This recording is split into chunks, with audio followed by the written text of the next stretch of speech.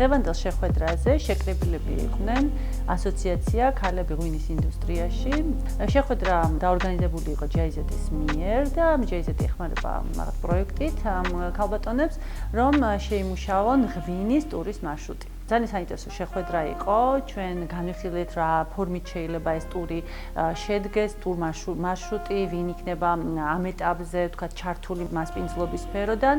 მოწვეული ყავდათ ტურ ოპერატორები, იმიტომ რომ ტურ ოპერატორებს ძალიან კარგად ესმის ტურისტული ბაზარი, რა უნდა იყოს გათვალისწინებული იმისთვის, რომ ეს როგორც ტურ პროდუქტი, როგორც გაყიდვადი ტურისტული პროდუქტი იყოს შეთავაზებული, რა ფორმით, როგორი ფოტომასალით, ტექსტურად როგორ შეიძლება გავმართოთ. ეს იყო სამუშაო შეხვედრა, ჰქონდა ესეთი ძალიან საინტერესო დისკუსია. ფაქტიურად დაიწყო თანამშრომლობა ამ ასოციაციასა და ტურ ოპერატორებს შორისაც. საქართველოს ქალები ღვინის ინდუსტრიაში ახალი პროდუქტია, რაღაც ახალს ამბობს ქვეყანაზეც, მათ ტურ პროდუქტზეც და იმედია ძალიან კარგი და საინტერესო გამოგვივა. ამ ეტაპზე ორი მარშრუტი მუშავდება, ეს არის ერთი კახეთში, მეორე დასავლეთ საქართველოში და მერე დაემატება ამას, რა თქმა უნდა, სხვა მეწარმე ქალბატონების და სხვა მარშრუტებიც.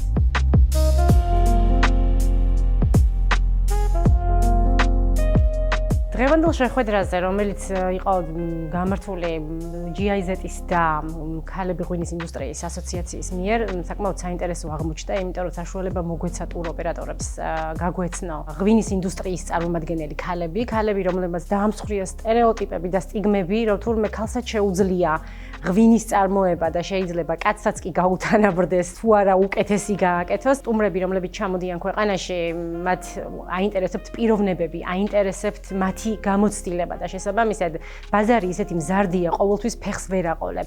შესაბამისად ამ შეხვედრა მე პირადად და ჩვენს კომპანიას მისცა საშუალება, რომ გაგვეცნოთ ძალიან საინტერესო სახეები, რომელთანაც აუცილებლად სამომავლოდ ვითანამშრომლებთ. ჩვენი სტუმრები, რომლებიც ჩამოდიან ქვეყანაში, საშუალება მიეცემათ მათაც, რომ უშუალო კონტაქტში და ბმაში შევიდნენ ქართველ წარმოებელ ან საქართველოს მწარმოებელ ქალებთან.